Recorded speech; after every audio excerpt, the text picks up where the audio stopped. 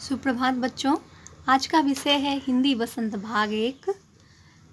वसंत में आज हम लोग पाठ 3 नादान दोस्त कहानी पढ़ेंगे, जिसके लेखक हैं प्रेमचंद। सबसे पहले हम लोग कठिन शब्दों पर ध्यान दें। शब्दार्थ है कार्निस, दीवार का सबसे ऊपरी भाग का बाहरी हिस्सा। सुध याद, पड़ पंख, पेचीदा कठिन, अधीर बेचैन, स्वीकृत मंजूर, हिकमत उपाय, कसूर गलती, चेहरे का रंग उड़ना घबरा जाना, भीगी बिल्ली बनना डर जाना, जिज्ञासा जानने की इच्छा, तरस दया, सोटी छोटी छड़ी, हिफाजत सुरक्षा। और बढ़े पाठ की ओर। सारांश है प्रस्तुत पाठ नादान दोस्त हिंदी साहित्य के सर्वश्रेष्ठ कथाकार प्रेमचंद द्वारा लिखी एक श्रेष्ठ कहानी है। इसमें लेखक ने बच्चों के मन में उठने वाली भावनाओं का सुंदर चित्रण किया है।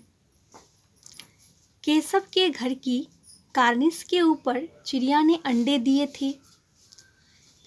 केशव और उसकी बहन श्यामा चिड़िया के अंडों के बारे में ज़्यादा से ज़्यादा जानना चाहते थे। अंडे ऊंचाई पर थे, इसलिए वे उन्हें देख भी नहीं पाते थे। उनके मन में अंडों और उनसे निकलने वाले बच्चों के बारे में तरह तरह के सवाल उठते थे।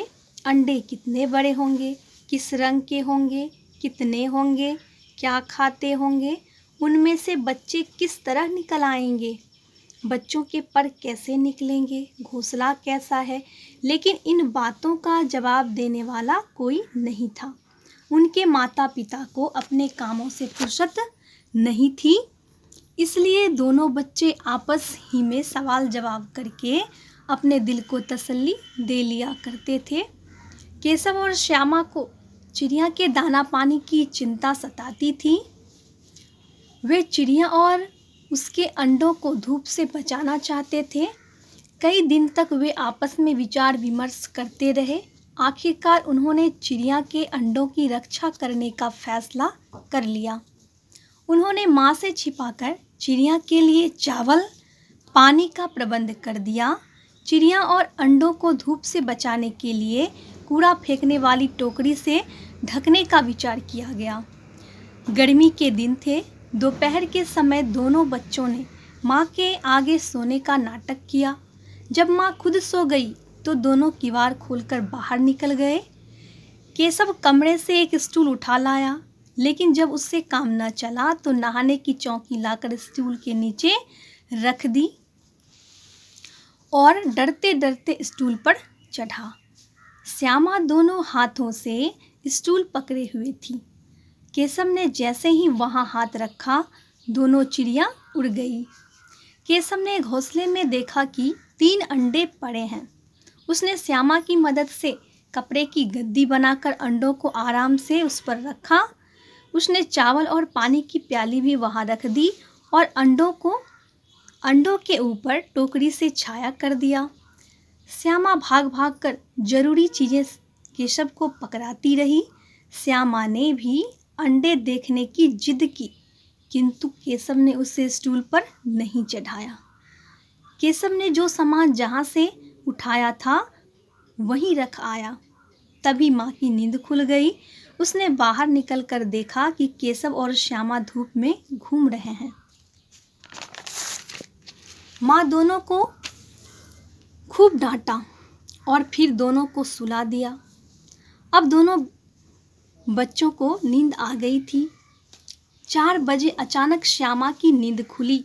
वह दौड़ी हुई कार्निस के पास आई और ऊपर देखने लगी। टोकरी का पता न था। जब उसकी नज़र नीचे गई तो वह दौड़ती हुई कमरे में गई और केशव से बोली, भैया अंडे तो नीचे पड़े हैं, बच्चे उड़ गए। केशव घबराकर उठा और दौड़ा हुआ बाहर आया तो देखता है कि तीनों अंडे नीचे टूटे पड़े हैं और उनसे कोई चुने की सी चीज़ें बाहर निकल आई है। पानी की प्याली भी एक तरफ टूटी पड़ी है। यह देखकर केशव सहम गया। तभी माँ वहाँ आ पहुँची। श्यामा ने माँ को बताया कि चिड़िया के अंडे टूट गए हैं। श्यामा को लगा कि शायद केशव की गलती से ही अंडे टूटे हैं। उसने तुरंत माँ को शिकायत की कि केशव ने अंडों को छेड़ा था। माँ ने उन्हें बताया कि किसी के छूने से अंडे गंदे हो जाते हैं और फिर चिड़िया उन्हें नहीं सेती। माँ ने केशव को डांटते हुए कहा कि तुम्हारी गलती से ही चिड़िया के 3 बच्चों की मौत हुई है। केशव बुरी तरह डर गया था। उसे कई दिनों तक अपनी गलती पर अफसोस होता रहा। वह इस घटना को याद करके कभी कभी रो पड़ता था। केशव और श्यामा को दोनों चिड़िया फिर कभी वहाँ दिखाई नहीं दी।